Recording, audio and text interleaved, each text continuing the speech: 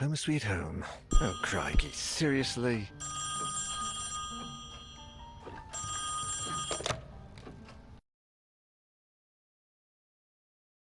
Hello? Daniel, it's me, Etienne.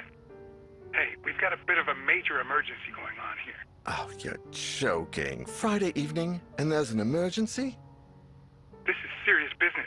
Sebastian Husher is nowhere to be found, and his manuscript should have been at the office by Tuesday. He won't answer his calls, and he hasn't shown up at his office at the university. He's vanished into thin air. Oh, don't screw with me, Etienne. Call him on Monday, or send a courier for him. I just got in the door less than 5 minutes ago. I'd go myself, but I've got to attend Albert's performance in half an hour. Plus, Husher's house is closer to your place than it is to mine. Come on, man. The sooner you go, the sooner you'll get back home. You're going to owe me a big fat favor. Whatever you want. Write this down. 4 Abbott Thomas Road, in the old housing developments along Highway EB-15. EB-15? Good God, that's out in the sticks. I plan to take a few days off after this. Well, we'll talk about that once you find him. Oh, and if he gives you the manuscript, don't show it to anyone. And don't go selling it off to the highest bidder. I'll see what I can do. We'll ring you up when I get back. Thanks, Dan. You're saving my skin. Again. Another Friday evening and I'm working as an errand boy. I suppose they're too important over at Wake Publishers to come looking for jolly old Husher themselves. Shit. Even I should be too important for that. Though I mustn't overstretch my complaints. Rising from my lot as a drunkard and financial ruin to that of an errand boy is actually quite an improvement. If only things had gone a bit better for the company, or I'd got on the wagon a bit sooner. Damn, Sophie did the right thing when she divorced me. I would have divorced myself in her place. Daniel Neuer, the bloody alcoholic. Chin up, you. That is Daniel Neuer, the bloody ex-alcoholic, after all. Wake Publishers employee by day, Wake Publishers screwed over lackey by evening. Even Friday evenings. But if I could find Husher, I have a feeling my status at the company would rise quite a bit. After all, he is the publishing firm's biggest star. Let's cross our fingers and hope he's home.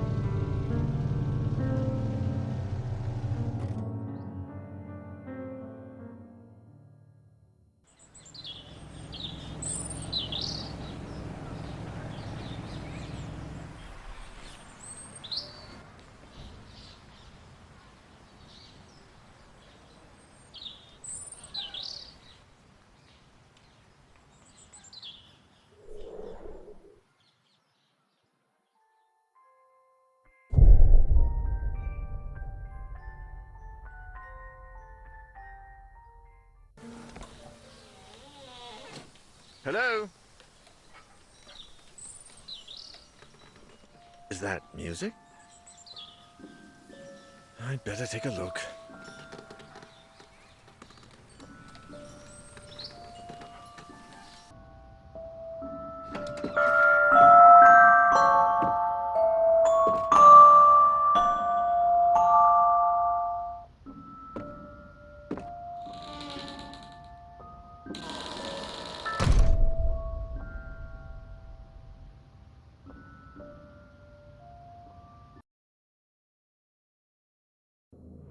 Hardly taken a step forward when I heard the door close behind me.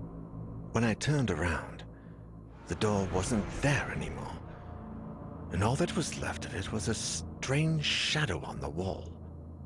I searched. I despaired. And I screamed until my throat began to burn. The candles started to run out, as did the batteries in my torch.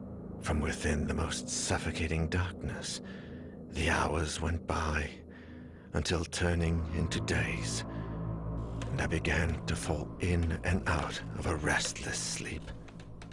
I would hear voices, sometimes right next to me, other times a few yards away. It seemed like they were coming from the other side of the wall, desperate cries, howling in horror, and sometimes, the worst of all, a vast, oppressive silence would fall, seeming to emanate from everywhere and nowhere all at once. There was nobody there, just hallucinations, nightmares, black nothingness, and the song from that music box. Trapped in this impossible place, I wondered if I was going to die there.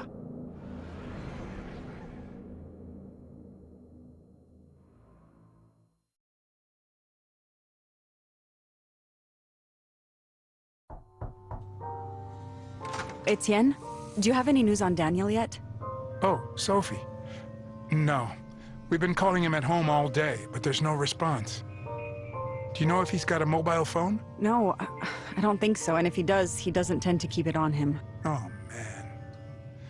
I think I should pass by the Husher place when I leave, just to see if they know anything. Husher the writer? Your client? Yeah. I sent Daniel over there on Friday, and I haven't heard from him since. What's the address? I'm going to stop by Daniel's place, and if I don't find him, I can go around and ask about him. The house on the outskirts of town, on Highway EB-15. Number 4, Abbott Thomas Road. It's a big house. Okay. I'm headed over. Call me if you find him. Of course. Same to you.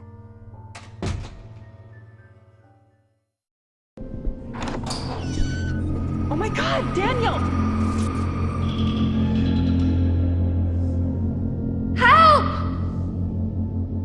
Someone help us, please! They finally found me. I was feverish, dehydrated, and terrified. But alive. I don't remember much about the ride to the hospital, but I did mumble a few questions about the music box. I had heard it. The endless, grim song it played wouldn't stop hammering in my brain. I would even swear I'd seen it there, on the table, on the other side of the mirror. No, impossible. There was no box. It was just a hallucination, a mirage. I needed to rest, that was all. Just rest.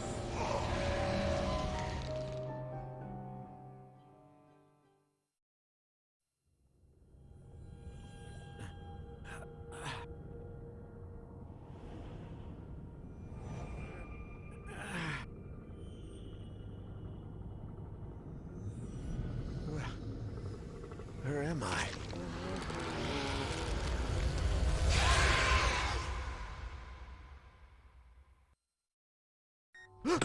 Well, well, it appears as though the Prince of Slumber will be granting us an audience. How are you feeling, Your Highness? I had a dream. I'm okay. Thanks for coming, Lydia. You had us all on tenterhooks. When I found you... My God, Daniel. I'm glad to see you awake. Soph, I'm better. I'm fine. By the way, I found a note at the Husher house. Daniel, the doctor said you need complete rest. Complete. I'm fine. Really. I found this. Apparently, Husher received a music box from an acquaintance of his, a certain Mr. Faber. It seems as though he was researching the music box when he vanished. And from what Faber says, the music box may be related to everything that has happened. I'm not sure we should stick our nose into this business, after everything that's occurred. She may be right, Daniel. I'm sure the police are very close to finding out where Husher is. Do you think the police would have found me? We need to find Husher. I saw the box that Faber describes in this letter, but it wasn't really there. It was as if it were on the other side of... Oh. I think we should pay a visit to this Faber and ask him about the music box and Husher. He has a shop in the city, not far from here. Daniel, please. I'm fine, really. I think going to a shop and asking the owner a few questions falls within the range of what we can do, don't you?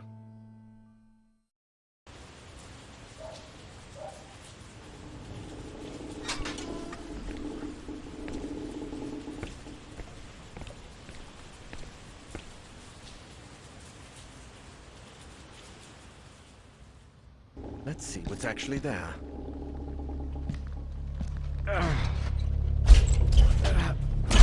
Oh, fucking hell. God damn it.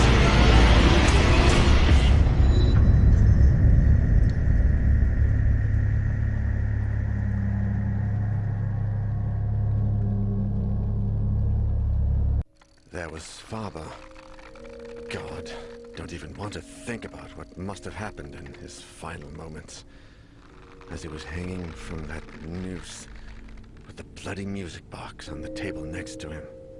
I don't want to think about it, but somehow, very deep within me, I know the song was playing throughout his agony, stalking him to the very frontier between life and death. God. At least we had found the music box, and we knew where it came from. The Grant Amsberg auction, it said, on the list of product lots, alongside an address.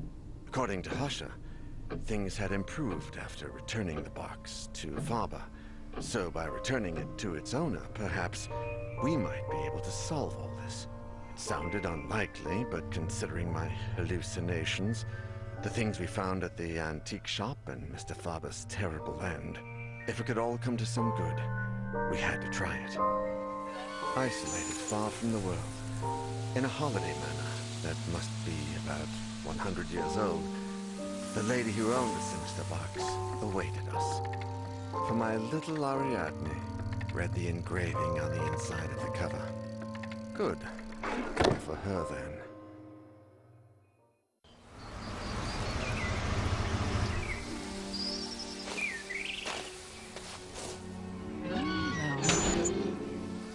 Doesn't seem like the ideal place to find an old lady. Do you think she still lives here? I don't know. The papers from the auction stated that the owner had sold most of her furniture, but that she still lived here. Mr. Grant? Hello? This place gives me the creeps.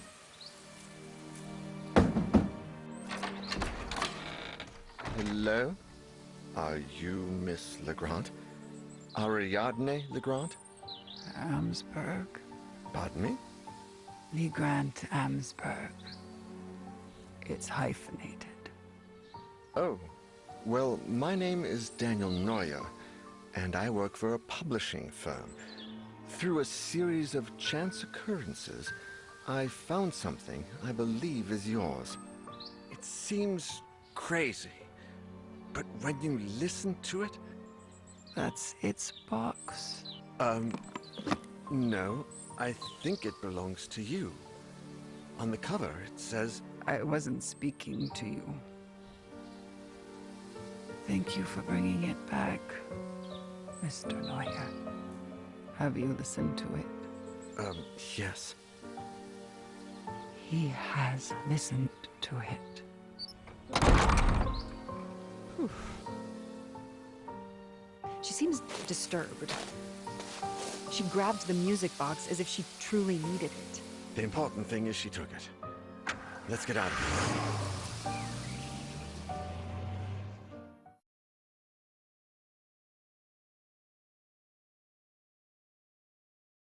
Thanks for letting me sleep here. Of course. Whatever you need. I'll even let you sleep on the couch. It's more than enough.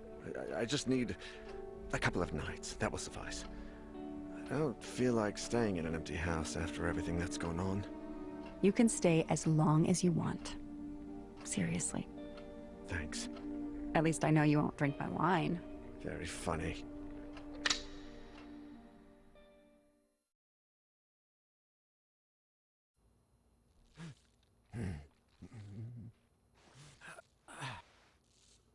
What? Hey, Sophie? Oh, no.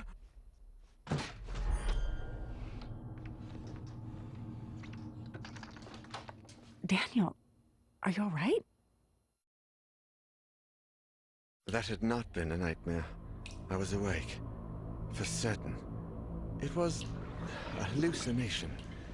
A hallucination like those described by Faber in his letter, shortly before hanging himself from a beam in his office. A hallucination. Or something worse. Much worse. Had it done any good to return the music box to its owner? Husher might have the answer, but his whereabouts was still unknown, and his trail seemed to have gone cold as the days passed by. Perhaps in his office, somewhere in his papers. Among the documents he was researching while delving into the box's origins. Maybe there would be some clue in there as to where he had gone, or what he had done. Something that would help us to follow his footsteps. I had to find Sebastian Husher, but this time, my life depended on it.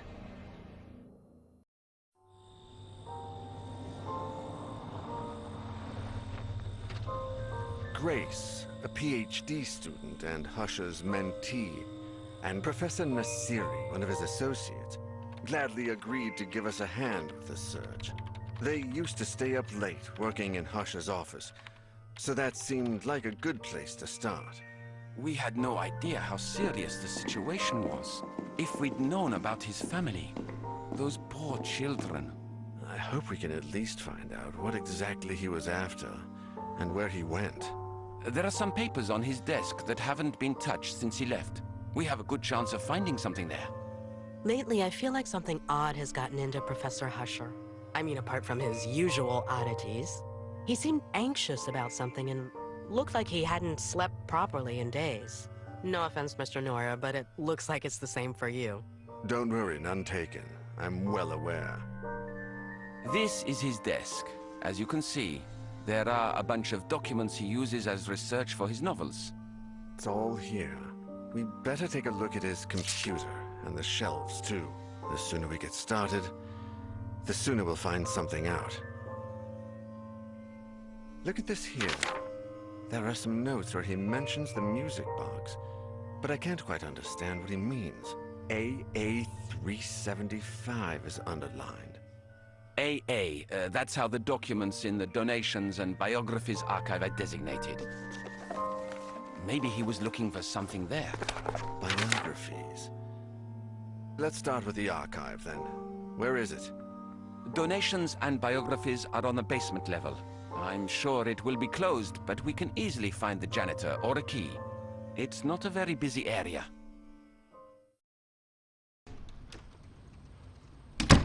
There's something here.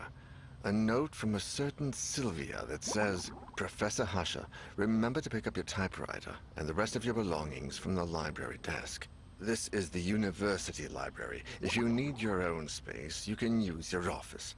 If Husher left documents in there, it may be worth taking a peek, too. Let me see. Oh, God, did you read that? Argos Legrand, heir to the Legrand family and owner of the LGA Incorporated business conglomerate, has died under mysterious circumstances along with his wife and 8-year-old daughter. It occurred last night at the family's holiday home, where they were spending part of the spring after the famous magnate's most recent trip. While police remain open-minded in their official statements and maintain that all lines of inquiry remain open, popular theories suggest that the family fell victim to a violent robbery, leaving the younger daughter, Ariadne, the sole survivor. She is currently safe in police custody. Oh my God, they're all dead. This is a dead end. Husher left some documents at the library. Maybe there's something there. It's all that's left to check.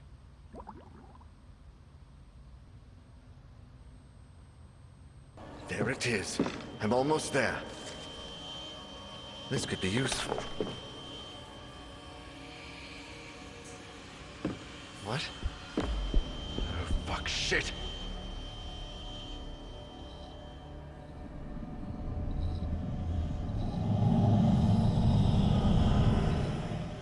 Another book about Argos Legrand in the library.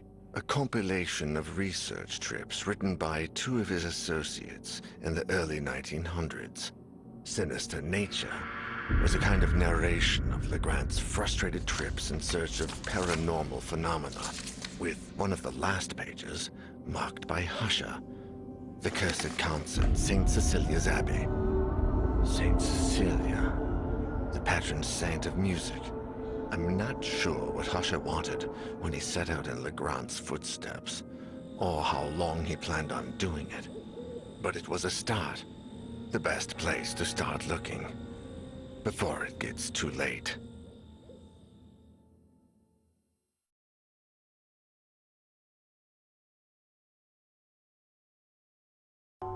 Isaac, my dear friend, you don't know what you've done with that cursed music box.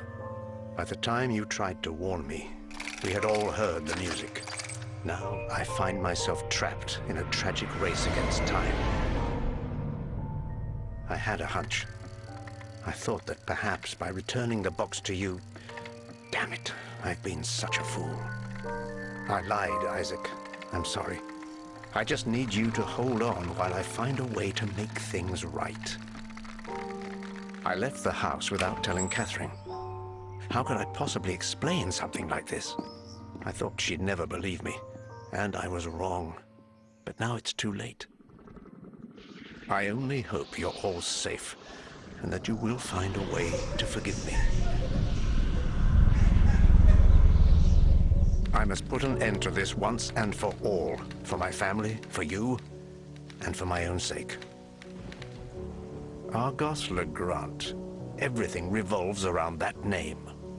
He was the person who had the box crafted and picked out the melody. I know he died in 1913. Newspapers of the day reported a violent burglary in his home. Everyone died, save for Ariadne, who was just a baby at the time. The case was closed, but something just doesn't add up. The police investigation was far too short-lived, and the bodies were not buried, but incinerated. I believe they were trying to hide the truth. I discovered that the book, Natura Tenebrosa, was written by two of Legrand's collaborators, the same two who followed him across Europe, researching all matter of ridiculous legends, all equally far-fetched. The last case in the book speaks of Legrand's last journey, on which he embarked just before making the music box. I've followed in his footsteps for weeks now, visiting every place, following every lead about that melody. Alas, I have reached the last leg of this journey, in the north. I find myself among the deserted ruins of St. Cecilia's Abbey, now covered in snow. Here, in 1912, the annual concert in honor of the patron saint of music was held. Legrand was not there at the time, but he came to investigate soon after. Every single person who attended that concert died or disappeared in mysterious circumstances, and the Abbey has been abandoned ever since. The connection is clear. I know there must be something here, a clue I can pursue. If not, I don't dare think about the future. I can barely distinguish what's real from what's not. Something is watching me, following me, drawing closer and closer by the day. The melody still haunts me. Its notes echo constantly in my head. With each passing minute, they sound more ghastly and foreign. I see darkness all around me, and shadows lurking in the corners. I see my world merging with something else. I see another place. The black figure. I feel it's here with me.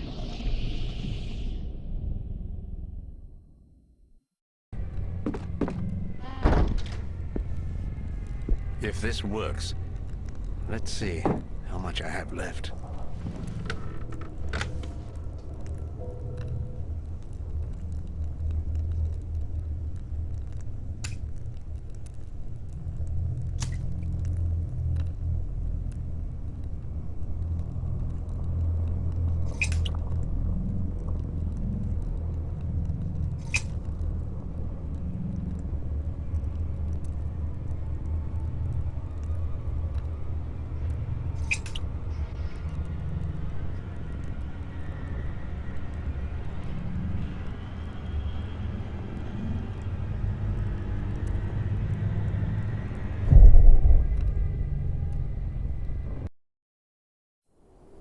I left him here 4 days ago.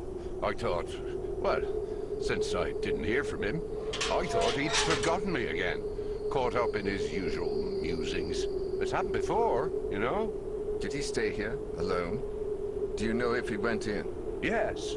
Well, I don't know if he went in, but he certainly did ask me to leave. He seemed a bit more erratic than usual.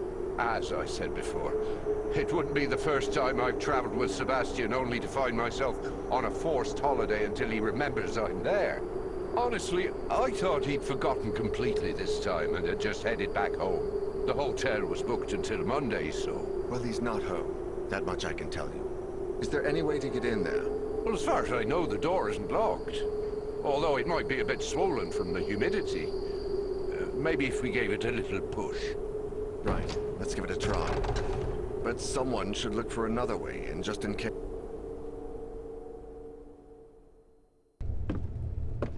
Ernest, wait! Stop! Don't cross that door. It's the same door that I saw at Hush's place. Don't cross it. If he's in there, I should go in. I've been there before. Oh, well. All right. Please, find Sebastian.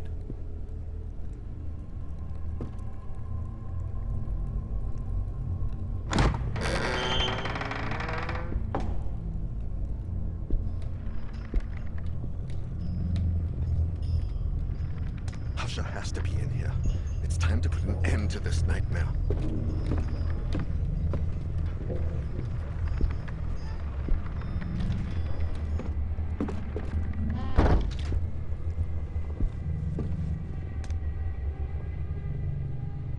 What the hell is happening? Oh, God. Mr. Husher? Shit. Oh, shit. Mr. Husher! No. Sebastian! Oh, shit. Fuck. Oh, he's dead. Fuck, man. Fuck! This is the same place. The same room. What's happening?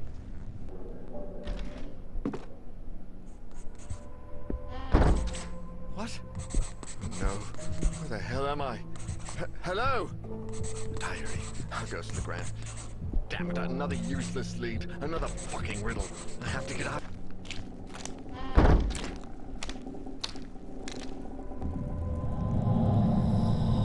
Ah! Holy shit. This can't be happening. I must be seeing things. Oh shit, Dan. Wake the fuck up, man.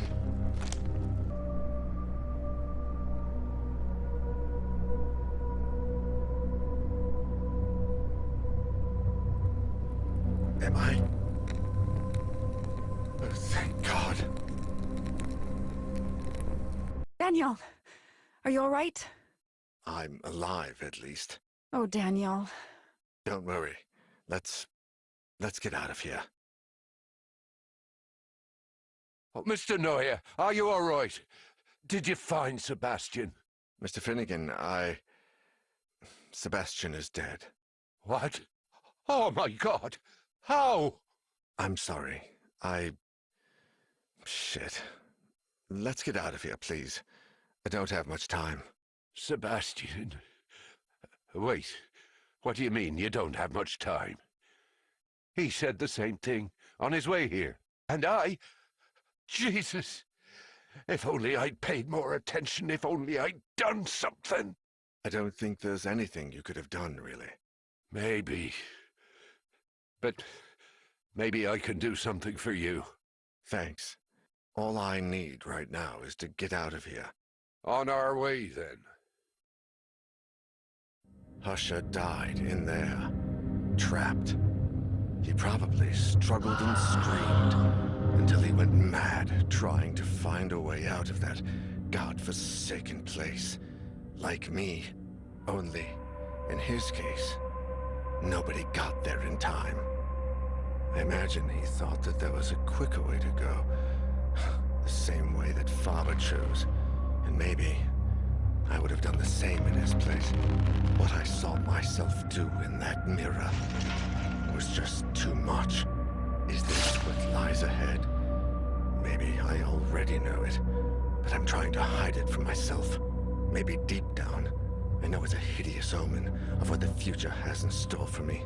Maybe I know that, like everyone who's come across that cursed box, I too will take my own life. That I would rather surrender to death than face whatever it is that lingers behind that infernal melody. I should burn the thing. Make that melody vanish from the face of the earth. But what about Ariadne? She's alive. What if only the box can stop this? I can't destroy it without knowing for sure. Maybe there's something in Legrand's diary. Oh God, I need to rest and gather my thoughts. I need to sleep. I can only hope the nightmares won't be as horrible as real life.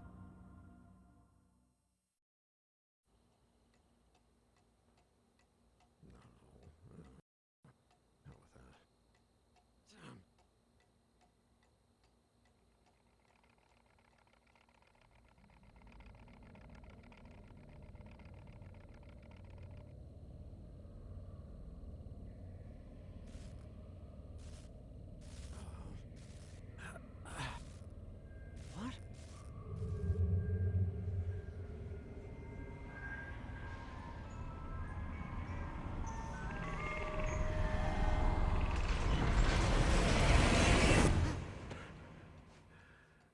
That place, that melody. God, I need to find something. There must be something here.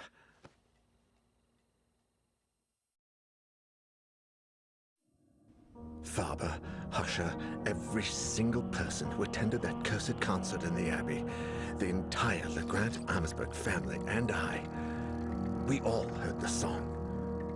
Auguste Legrand's diary, which I found in that place beyond reality, was my only hope of unveiling something, anything that could take me down a different path than the rest. And yet, Legrand's notes seemed like nothing more than erratic and incoherent ramblings of a broken mind, so demented that no one could put them together in any order, much less understand them. But I found something towards the end that made some kind of sense. Although, I wish I hadn't. It's all over. Just a moment ago, like every night, the song was invading my dreams, grating incessantly. I woke up, soaked in sweat, and veiled by the shadows. Natalie was sleeping, but I was not. This time, it had to stop. I was hell-bent on destroying the source of that awful song. I went down to the basement and tore down the same wall I built myself. With each blow, I cursed the moment I decided to bring that melody into my home. I couldn't take it any longer. There she was, behind the wall. My wife, huddled in a corner, holding Elaine in her arms. I froze. If Natalie was there, what kind of diabolical creature was sleeping by my side? Monsters. All of them. My beloved Elaine, Natalie. The monsters had locked them away and wanted to take Ariadne. They wanted to take my baby. I grasped the mallet, determined to do whatever it took. I would not allow those fiends to take my daughter, not without a fight. They would rue the day they tried to harm my family. I would kill the monsters and the black figure and find my little girl. I followed them throughout the house. Every room was shrouded in darkness. There was something unnatural in the air. The melody had transformed into a choir of blood-curdling howls. But I finally cornered them in the bedroom, where I finished them off. I drew blood, and it flowed like a well from the grotesque black figures while they screamed and writhed, the vile, deceitful fiends. And then I went back to the basement, and there was nobody there. Natalie and Elaine had disappeared. No. That isn't true. They had not disappeared. They had never been down there. They were upstairs, in the bedroom, where I had left them. There were no monsters in the house. Except me. Only me. Only me. And the presence.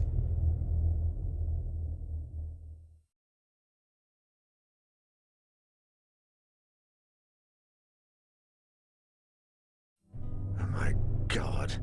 It ends like this? Wait, what is this? Jeremy Hartwood Mental Hospital, 1920. Psychiatric analysis and treatment of patient Ariadne Legrand Amsberg. Dr. Berenice Prestegard. Oh Christ, I can barely stand up. I really need help with this.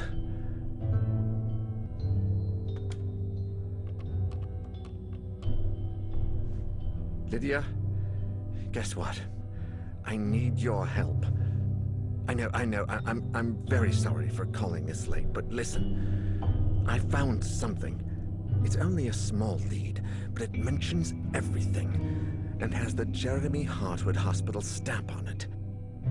Yeah, that's the one. I know it's a bit far, but I think someone there, Dr. Berenice Prestegard, read this diary years ago and looked into this madness way before we ever did.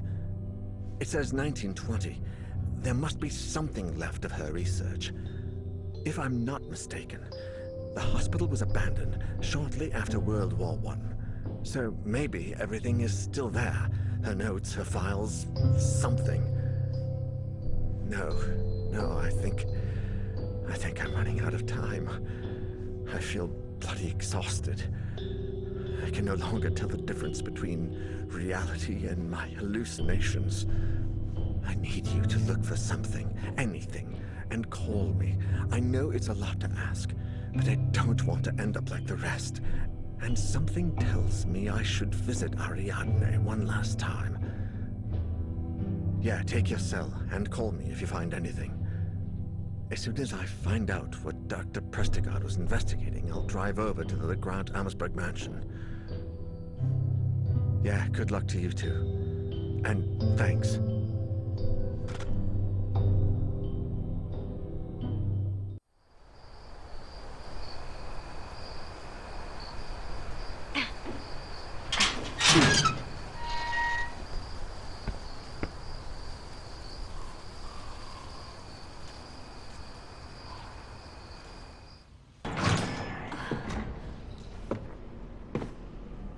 See some notes there. Let's have a look. Ah, Dr. Baroness Prestegard. It's a good start.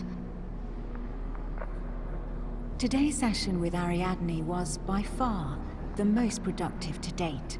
Not because of the conversation we had, for her mind continues to adhere to the usual extravagant patterns, but because today she asked to get her things back, which led me to a surprising discovery. Down in the storage room, I was convinced I would not find any of the belongings taken from her when she was admitted, but there was nothing further from the truth. There was a diary and a music box. After handing the box to Ariadne, I quickly browsed through the diary, which apparently belonged to her father, and that's where it gets interesting. After years of researching paranormal phenomena, Argus Legrand's investigation led him to the Abbey of St. Cecilia, where a cursed concert had supposedly taken place. After spending a considerable amount of money, he got his hands on the only remaining sheet music from the concert, and convinced an acclaimed musician to play the music one more time. The new cursed concert would take place on a steamer that would sail down the Rhine a few weeks later, and both Legrand and his assistants would be there to contemplate the true effects of the song. After the concert, the tycoon wrote the following in his diary. Those ignorant, illiterate fools. I can only laugh at their curse and their stupidity. The only misfortune that damn song has brought is a hole in my bank account. Alas, at least I take the melody with me. I will have it recorded and play it each day for my family. Ha! Those drunk, lazy bastards. Their misfortune was caused by their own stupidity and bad blood. Wanting to put the blame on a song is yet another sample of their total lack of culture. Argus Legrand never knew that the steamer suffered a strange accident, just hours after he got off, that killed everyone on board. And yet his thoughts on the melody eventually changed. They did indeed change.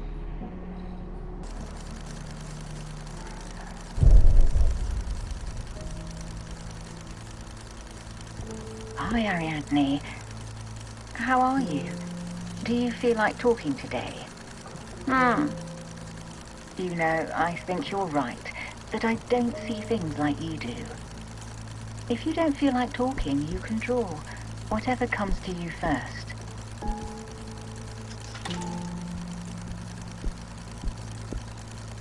Turn off the light.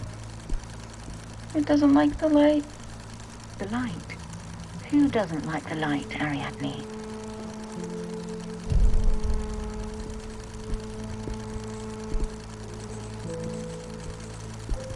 Who is that old lady? It's me. We can listen to your box if you want. Sometimes I hear you playing it when I pass by your room.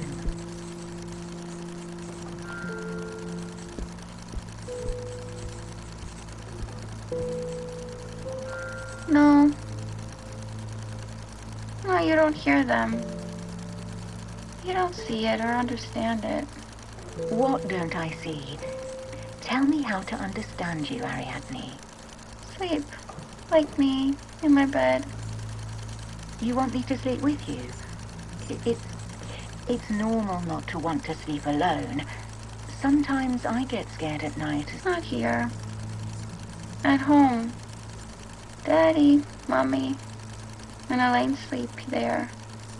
And they understand. Sorry? You mean you want me to sleep at your house? Yes. Sleep there and listen to the song. And then you'll talk to me. Oh, who's this gentleman? Is it your daddy? No. It's Mr. Neuer. Is there someone there?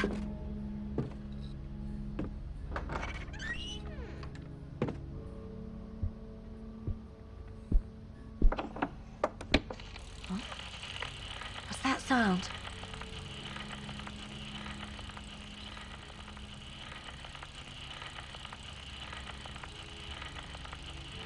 It's absurd. I don't even know why I came here, why I'm here. Have I really begun to believe my patient's story? And yet, there's something that I can't explain. It might just be my mind playing tricks on me, but I've started seeing things. And I hear the music from Ariadne's music box in my head. I need to understand this. There's something threatening about this place. The candles help me make the room a bit more cozy, and the last rays of sunshine still come in through the window. But the shadows in this room make me feel uneasy. All I've done is clean off the dust from an old mattress and lie on it, without even taking my clothes off, since I don't really think I'll get much sleep in this place. The silence here is oppressive, almost solid. Aside from the still hum of the phonograph and the old wooden beams creaking, I can't hear a single thing. Ariadne? Where am I?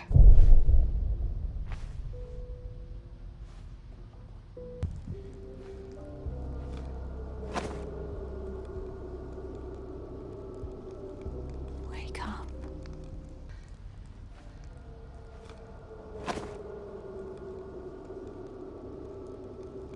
Wake up.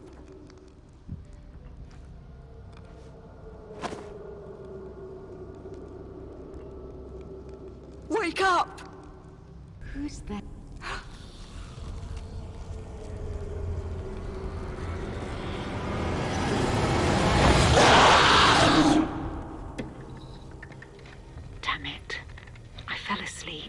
The candles have practically melted through, and the wax cylinder on the phonograph is about to run out. I saw something.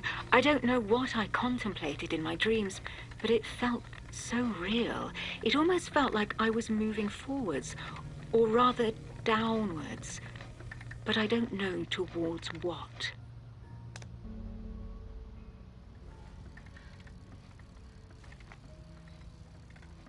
On the one hand, I just want to get out of here.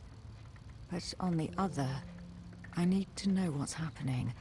I need to understand the dreams this place causes in me, and the visions I've had these past few days. It's pitch black outside, and the old mansion is even more menacing than before. I've taken out my last 2 candles, but lighted only 1, in case I wake up before dawn. It would terrify me to be here, alone in the dark. I'm in Ariadne's room again.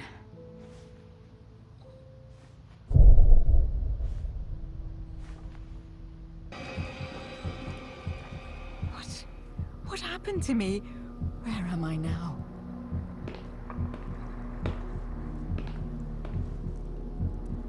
Only one way out. What does that mean? Where did that come from? What's going on? I don't like this.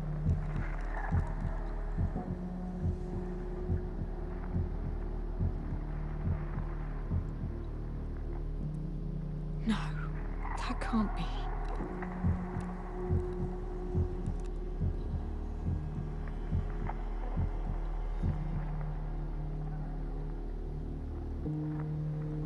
Oh my God, I need to get out of here.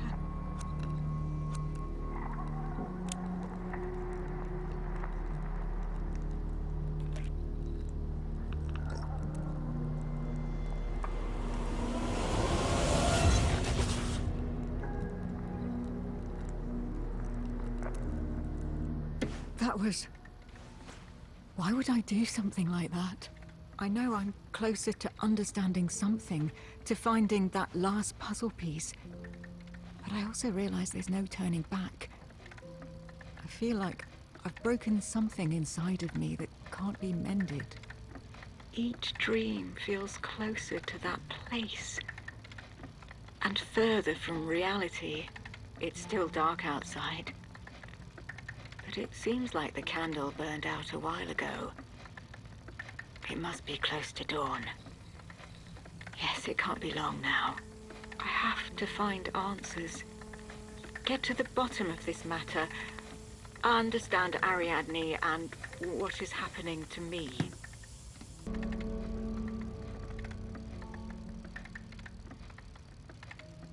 This place. That thing. The presence. That's what Argos Legrand called that horror. Now I know why. It's anywhere the song is. In the hospital, in Ariadne, in me. Everywhere. Maybe there's no solution. Maybe it isn't something you can just end. But maybe cut it off from everything, from this world. Burn the bridge. Return the song to whence it came.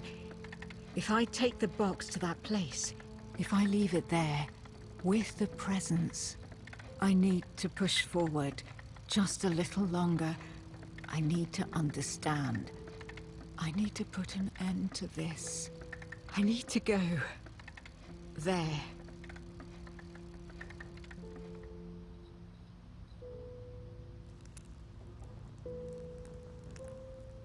I need to know. I need to make it.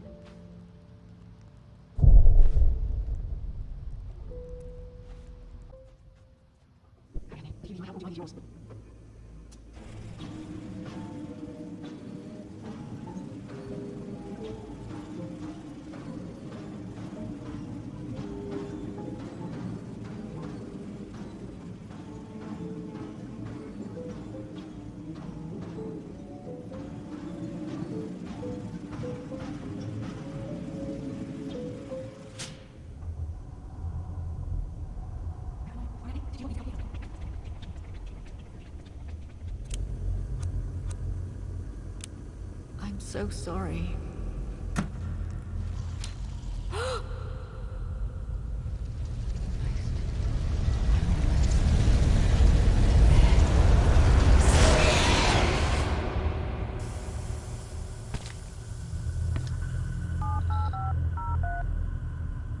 Hello? Dan, I don't know what this means, but I think it's important.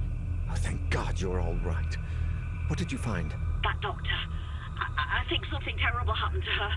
She wanted to take the box to a place she called there. Does that make sense? I think I know what she meant. Listen, there's no time to waste. Get out of there. I'll take it from here.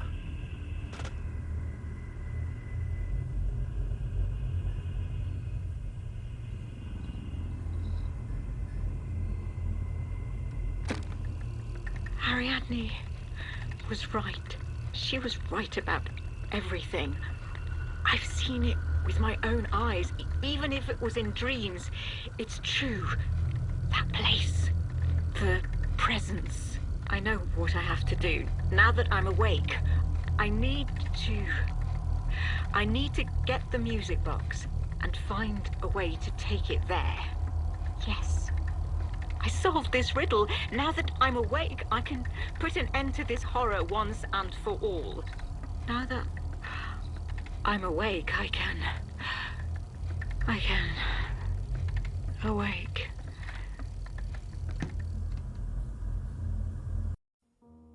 What saved Ariadne would not save me. She had grown up with that melody and had developed a mind so distorted that it could withstand the horrors it saw each day. But there was another way out.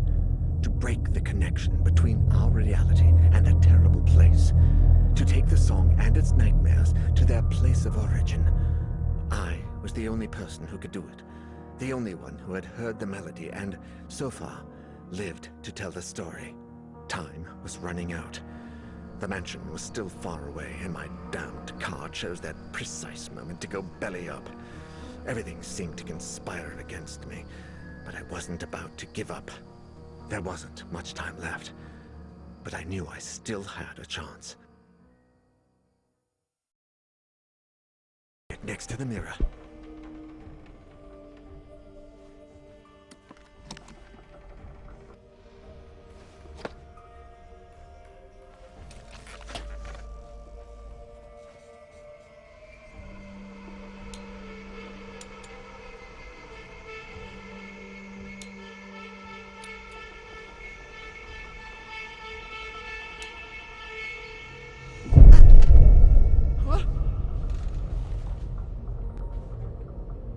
Where am I?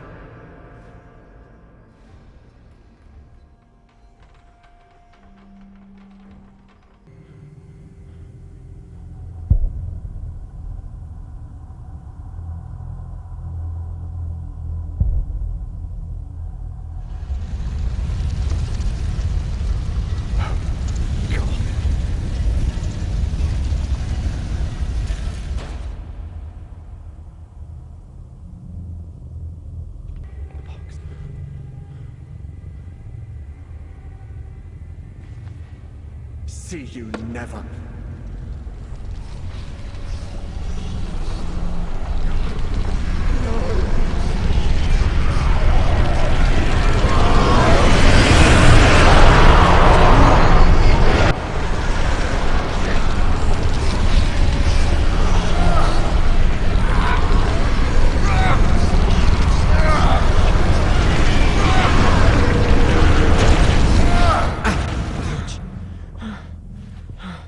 Oh God! At last! I did it! I fucking did it!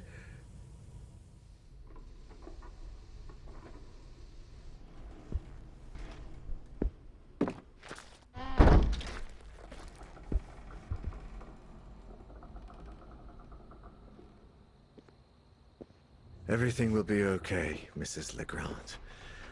And that song will never play in this world again.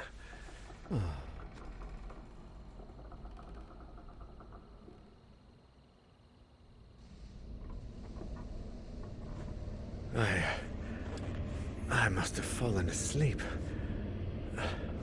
What time is it?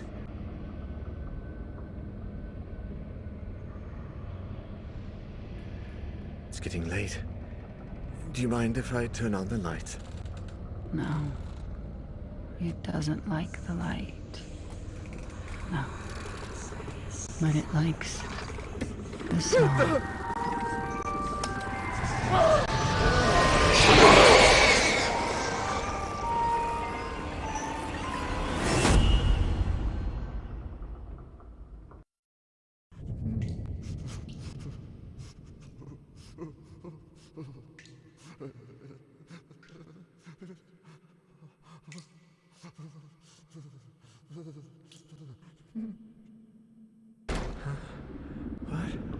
Where am I?